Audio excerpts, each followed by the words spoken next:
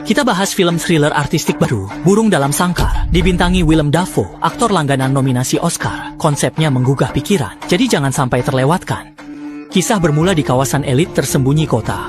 Di apartemen mewah berkolam renang, Nick sedang mencuri lukisan bernilai jutaan dolar. Sebagai pencuri ulung ternama, ia telah beraksi seumur hidup tanpa pernah gagal. Melihat waktu yang tersisa hanya 7 menit, Nick buru-buru menuju pintu utama untuk melarikan diri. Namun, usai memasukkan kode dari rekannya, sistem keamanan rumah itu malah aktif. Nick pun sadar ia telah dikhianati temannya sendiri. Untungnya Nick yang berpengalaman tidak panik. Ia menenangkan diri dan mencari jalan keluar. Karena pintunya kayu, ia cukup melubanginya untuk melarikan diri dari bahaya ini. Frustrasinya, usai berjam-jam mencoba, ternyata ada pelat baja keras di balik pintu kayu itu. Belum sempat memaki pemilik licik itu, mendadak AC di atas mulai meniupkan angin hangat. Dalam sekejap, suhu apartemen mencapai 100 derajat. Nick yang kepanasan bergegas ke dapur mencari air. Namun, keran mati dan kompor pun tak bisa menyala. Akhirnya, Nick menemukan kulkas penyelamat. Ia langsung melahap serpihan es di dalamnya. Suhu dingin itu pun berhasil mengatasi masalah mendesaknya.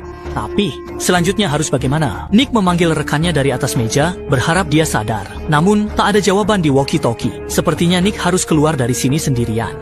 Belum ada cara lain, Nick pun pasrah. Ia makan dulu, mengikis jamur di ham kedaluarsa, lalu mengoleskan kaviar mahal. Begitulah ia makan seadanya. Tiba-tiba, monitor ruang tamu menyala, menampilkan 9 jendela. Terlihat bagian lain apartemen hingga pos keamanan lantai 1. Nick heran ada kamera di situ. Apa pemiliknya punya kebiasaan aneh? Besoknya, suhu ruangan kembali normal. Saat itu, seekor merpati berusaha melarikan diri. Saat sistem keamanan menjebak Nick, seekor merpati di balkon pun ikut terjebak. Melihat burung yang kelelahan itu, Nick merasa ia sama putus asanya. Usai membasuh wajah di kolam, Nick memulai penjelajahan hari barunya. Timnya takkan datang lagi, jadi ia harus memikirkan segala cara yang ada.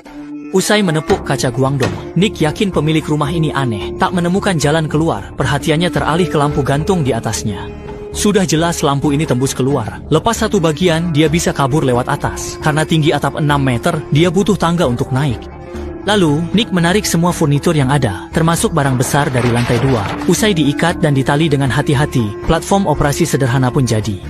Saat Nick naik memeriksa, platformnya ternyata masih kurang tinggi. Dia sudah kelelahan dan terengah-engah. Dia sangat haus, tapi air kolam dan akuarium tak bisa diminum. Di kulkas dapur, hanya ada makanan kaleng dan beberapa makanan anjing. Menghabiskan banyak tenaga, membutuhkan sumber air. Lalu bagaimana jika tidak ada air? Saat itu terdengar suara dari ruang tamu, ternyata shower di dalam rumah mengalirkan air tawar. Usai pulih, Nick beristirahat. Ia ingin segera kabur dalam sekali jalan. Agar tangga cepat selesai, ia membongkar dipan kamarnya. Alhasil, sore harinya tangga itu pun rampung.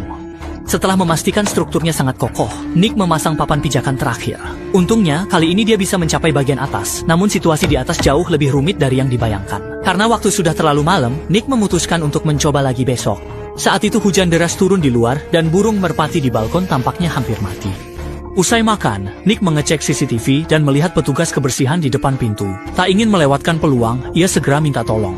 Namun pintu ini benar-benar dibuat dengan baik, kedap suaranya membuat orang di luar sama sekali tidak bisa mendengar. Ketika Nick kembali dan melihat kamera pengawas, orang di luar sudah pergi.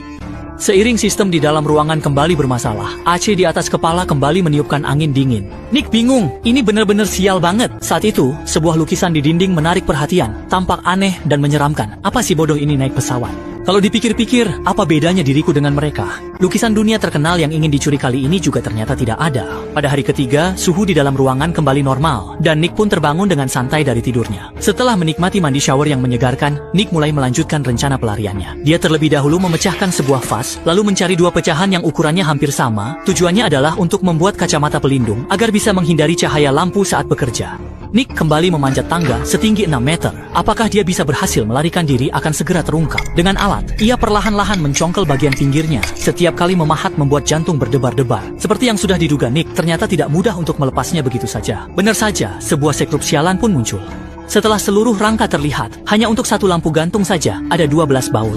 Beberapa hari kemudian, Nick yang tidak bisa menemukan kunci pas mulai merasa putus asa. Bahkan merasa pikirannya sudah mulai kacau. Saat itu, merpati balkon masih ada, seakan menyemangati Nick. Lalu, Nick ke ruang ganti. Tapi saat mengambil baju, ia menemukan pintu rahasia. Ia menelusuri ruang sempit itu, mungkin ini jalur pelarian pemilik rumah. Saat melihat saksama, ternyata ada lukisan dunia yang selama ini ia cari. Anehnya, Nick sama sekali tidak merasa senang akan hal itu. Malam itu, burung merpati akhirnya tidak bertahan dan mati. Sementara Nick kembali berbaring dengan putus asa. Harapan muncul kembali di layar pengawas saat petugas kebersihan datang lagi ke depan pintu. Ia terus mengetuk, namun tak ada reaksi dari luar. Meski sudah menyelipkan kertas minta tolong, usahanya sia-sia. Tak peduli seberapa keras Nick berteriak, tak ada yang akan datang menyelamatkannya. Larut malam, Nick bermimpi diterima pemilik dan diajak melihat lukisan terbaru. Nick tak berhenti, ia berbalik pergi lalu naik pesawat di kegelapan. Tak lama, pintu apartemen yang tertutup pun terbuka. Saat bangun, Nick tercerahkan. Ia berselimut dan kembali menatap tangganya. Keesokan harinya, Nick membongkar beberapa kursi, lalu mulai mengukir kunci pas kayu dengan pisau kecil. Ia ingin mencoba pergi lagi, ia ingin mengubah yang mustahil menjadi mungkin.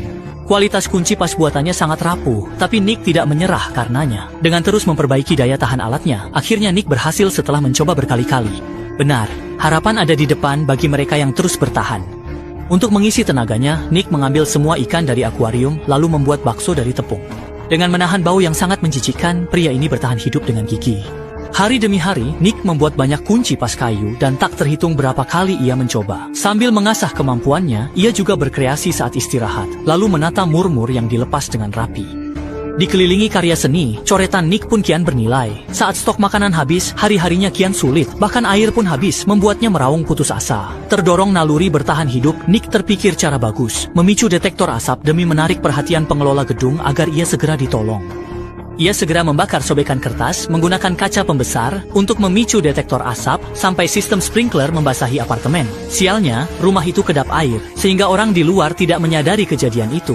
Untungnya, masalah air teratasi sehingga ia masih bisa bertahan hidup beberapa hari lagi. Seperti pepatah, sudah jatuh tertimpa tangga. Saat tinggal satu mur terakhir, Nick justru terjatuh dari tangga.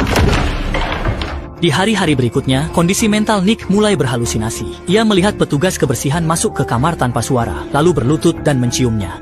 Hari ke-30, salju turun di luar. Merpati di salju sudah jadi kerangka. Nick memegang mur terakhir, sekuat tenaga mengangkat lengan 2 kali untuk memasangnya. Ia berhasil, artinya dia segera bebas.